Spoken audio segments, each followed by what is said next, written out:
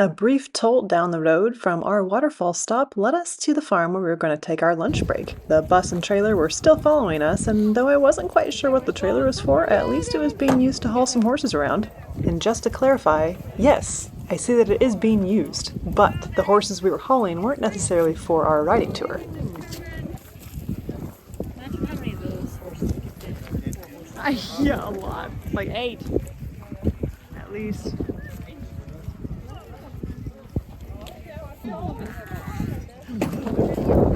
Oh my gosh.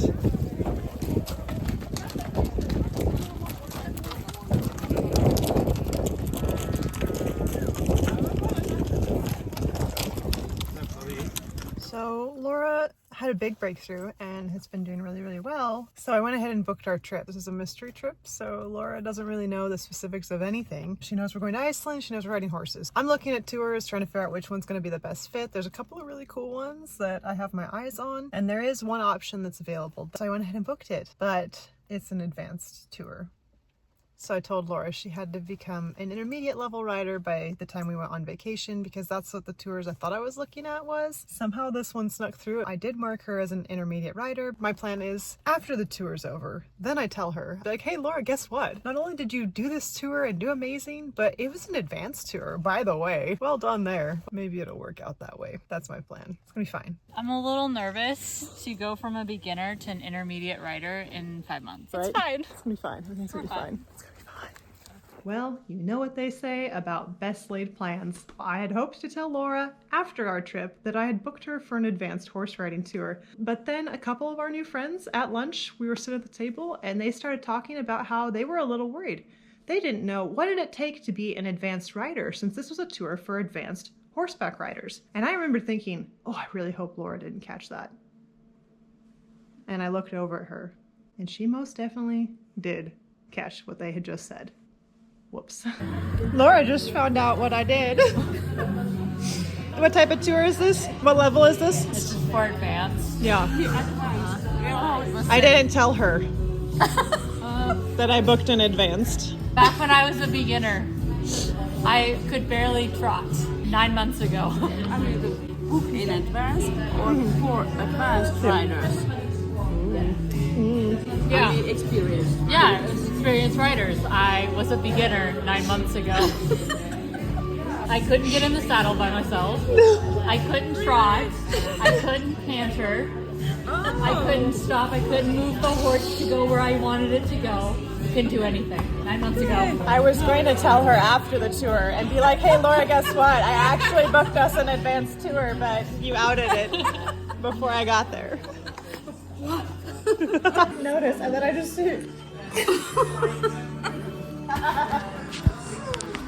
Picking up where we left off, we were headed up to Víðidalstunguheiði, a remote highland heath, Heidi, in northwest Iceland, associated with the Víðidalur area in the Húnaþing region. can't beat this view. Rock.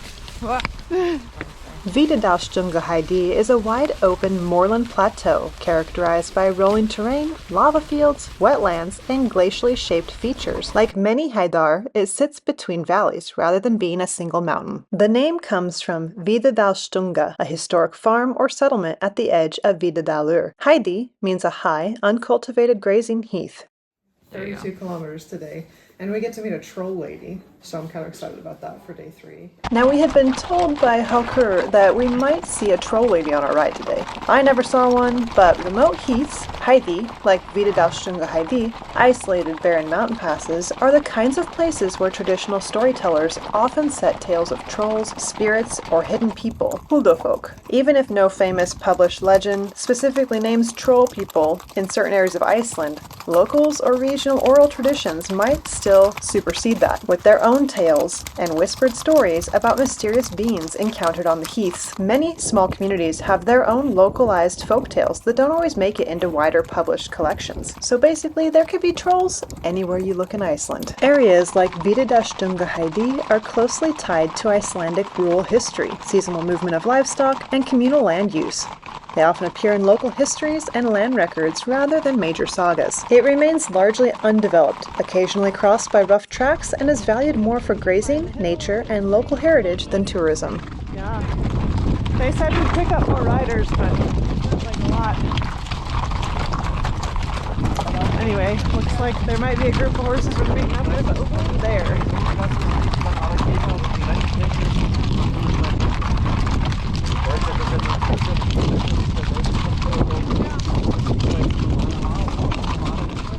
Sparse vegetation, like mosses and grasses, big skies, strong winds, and a strong sense of isolation are very typical of Iceland's interior highlands.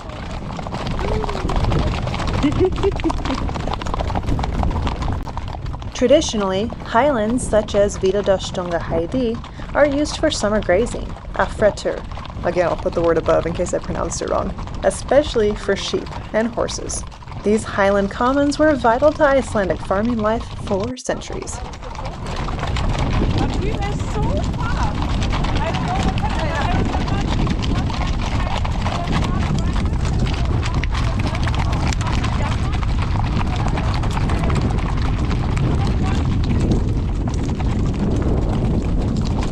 My horse for today was a chestnut gelding named Pan, and he was very quickly becoming one of my favorites. He was just nice and simple and easy to ride, and he had a good toll, of course, as well.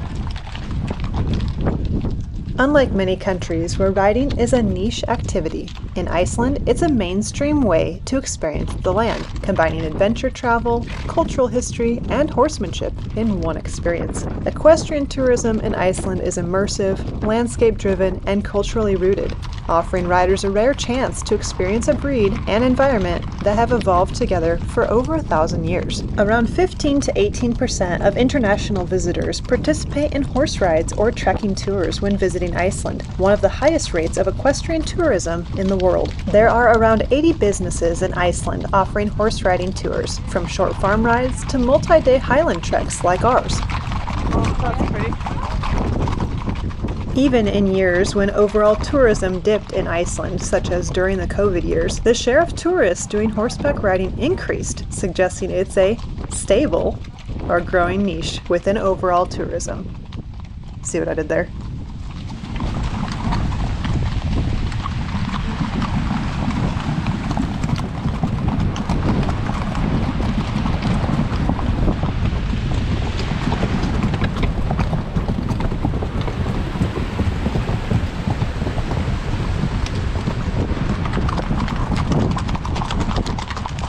While harder to quantify, Icelandic horses play a significant role in destination branding and international visibility, boosting broader tourism appeal. I know that when I first came to Iceland, it was just to ride the Icelandic horse, so obviously it's working because it worked on me. And here I am, back again, and this time I brought a friend. And even though I made Laura work on becoming an intermediate, advanced, whatever, rider to do this tour, many tours are offered that also accommodate beginner riders. So even if you want to just do an hour or two outside Reykjavik, this is a great tourist opportunity to experience Iceland and all of its natural beauty.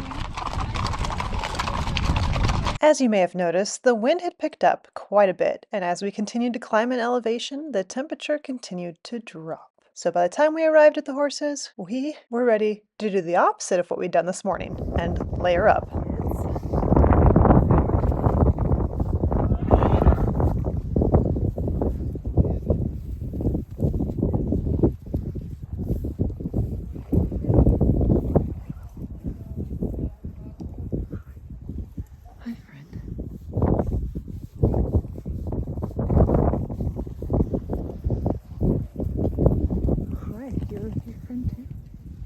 Not sure.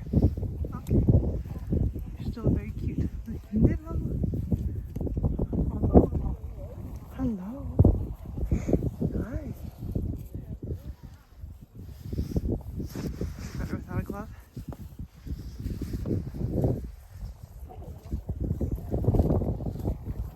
I will toast you with my car. The sun has come out very rapidly. I am so hot right now. Yeah. I'm so warm. Are you? Yeah. I'm just hoping there's like a wind factor or something that will like cool me off a little bit. It's a little warm and we can't stop to shed layers. Current update. The weather forecast is that it's cold, but then it's hot, so deal with it. I've shedded like 3 layers. I've also shedded 2 layers. It's a little warm. Let's go look at the waterfall and then ditch our jackets. Yes. All right, Nicole. Yeah. Temperature-wise, how you doing? It's cold. So like I was hot earlier and I shed all my layers, and now we're at the top of the hill and it's windy and it's cold. My heated vest is turned on and they just parked the bus, so here, hold my horses. I'm gonna go get my layers. Oh my god. Cheers. Hot coffee. Just kidding. It's hot chocolate. Laura's got snacks. Yeah, I do. They said we might be waiting a while. So it's just like every other horse show where it's hurry up and wait. But there's cute yearlings over there. There they are. Do Icelandic horses come in roan colors? I don't think so. I haven't I seen have one. not seen a single roan. Yeah. But they do come in a lot of colors. I mean, look at that.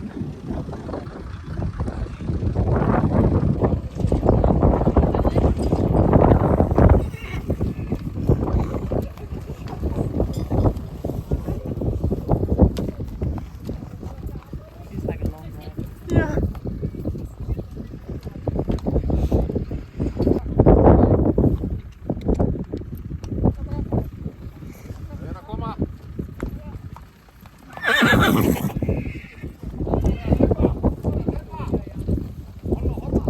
Yearlings.